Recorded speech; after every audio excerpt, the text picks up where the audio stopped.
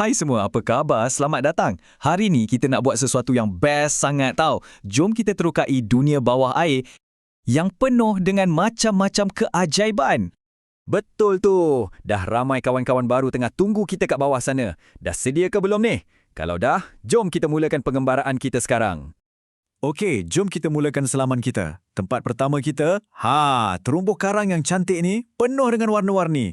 Cuba tengok sekeliling. Wah, meriahnya, penuh dengan kehidupan. Tengok tu.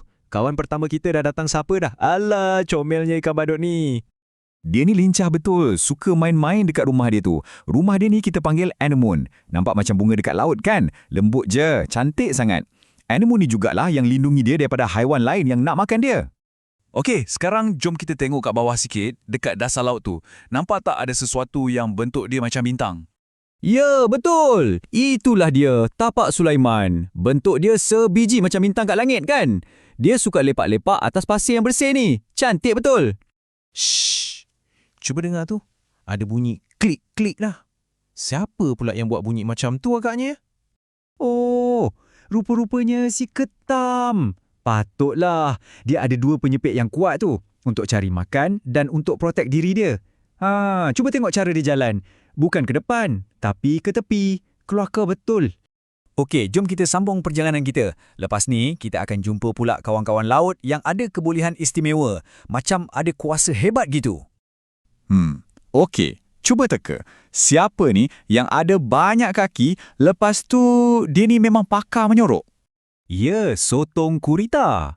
Dia ni memang bijak sangat. Tengok ni, inilah kuasa hebat dia. Dia boleh tukar warna badan dia tahu untuk menyamar.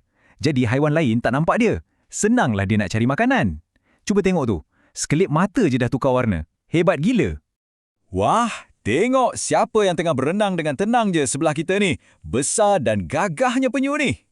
Penyu ni ada cengkerang yang keras tu untuk lindungi diri dia lah. Dan tengok cara dia berenang. Perlahan je, lemah lembut. Macam tengah terbang dalam air. Oh ya, nak tahu tak? Makanan kegemaran dia obor-obor tau. Okey, yang ni kena tengok betul-betul. Cuba kita tengok dekat celah-celah rumpai laut tu. Nampak tak? Ada kawan kita yang kecil sangat ni. Ini dia, kuda laut. Kecil je kan? Unik pula tu. Yang special pasal dia ni, dia berenang dalam keadaan tegak. Tak macam ikan lain. Ekor dia tu pula, dia guna untuk pegang rumpai laut supaya tak kena hanyut di arus. Nampak macam tengah menari-nari je kan? Comel sangat.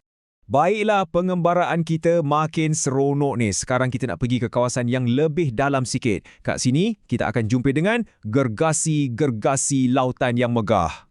Dengar tak bunyi tu? Ceria je bunyinya. Rasa-rasanya saya tahulah siapa punya suara ni. Ya, betul. Ikan lumba-lumba. Diorang ni bukan setakat bijak tau, tapi peramah sangat.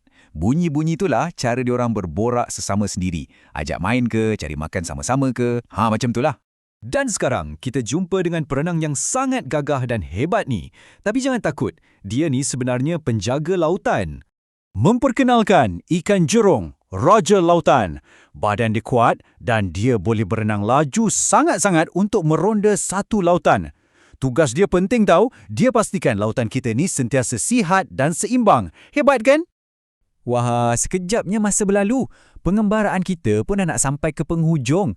Bestnya dapat jumpa ramai sangat kawan baru yang hebat-hebat hari ni.